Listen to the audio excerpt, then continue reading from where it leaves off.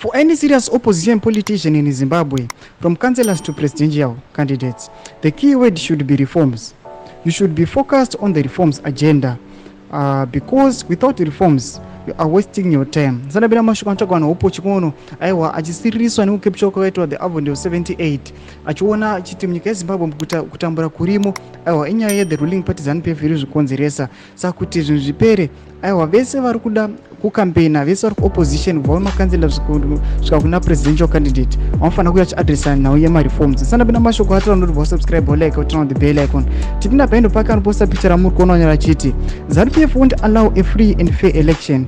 Citizens and opposition leaders are terrified of going into the streets, so the only avenue left is reforms. Without political reforms that can deliver a credible election, everything else is a waste of time. Sadly, without a crisis triggered by protest, ZANU-PF won't blink an eye.